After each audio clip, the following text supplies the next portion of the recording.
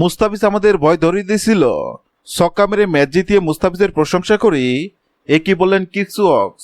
BPL এর eliminator ম্যাচে আজ মিরপুরের উইকেটে যখন লড়াই চলছিল তখন গ্যালারির দর্শকদের হার্টবিট প্রতি মুহূর্তে ওঠানামা করছিল। জয়ের জন্য শেষ 2 ওভারে সিলেটের প্রয়োজন ছিল 15 রান। হাতে উইকেটে ছিল, মনে হচ্ছিল ম্যাচটি সিলেটের পকেটে।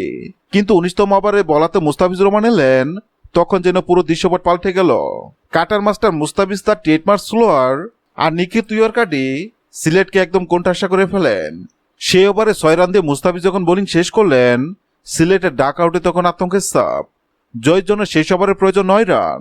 মুস্তাফিজের সেই ওভারে কে হারিয়ে ফেলেছিলেন খোদ কিকস ওয়াক্স। শেষ বলে যখন 6 রান লাগে তখন বলারকে সীমানা ছাড়া করে জয় ছিনিয়ে আনেন ওয়াক্স। ম্যাচ শেষে পুরস্কার বিতরণী মঞ্চে ওয়াক্সের মুখে প্রথমে উঠে এলো মুস্তাফিজের নাম।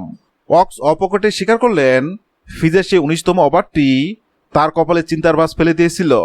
মুস্তাফিজ সত্যি আমাদের ভয় ধরিয়ে দিয়েছিল। ওর 19তম ওভারটা ছিল অবিশ্বাস্য। ওই ওভারের পর আমাদের জয়ের আশা প্রায় শেষ হয়ে যাচ্ছিল। ফিজের কাটার বোঝা পৃথিবীর যে কোনো কাটার জন্য কঠিন। আমাদের ডাক আউটে সবাই তখন খুব নার্ভাস ছিল। নিজের ছক্কা নিয়ে ওয়াক্স যোগ করেন, ফিজের ওই ওভারের পর শেষ বলে 6 নেওয়াটা ছিল পাহাড় সম চাপ। তবে আমি শুধু বলের দিকে নজর রেখেছিলাম। ভাগ্য ভালো যে বলটা ব্যাটের মাঝে লেগেছিল। তবে কৃতিত্ব মুস্তাফিজকেও দিতে হবে। সে ম্যাচটা শেষ বল পর্যন্ত নিয়ে আমাদের হার্টবিট বাড়িয়ে দিয়েছিল। হ্যাঁ দর্শক, যদি ভিডিওটি ভালো লাগে লাইক দিবেন এবং সাবস্ক্রাইব করে আমাদের চ্যানেলের সঙ্গে থাকবেন। ভিডিওটি দেখার জন্য আপনাকে অসংখ্য ধন্যবাদ।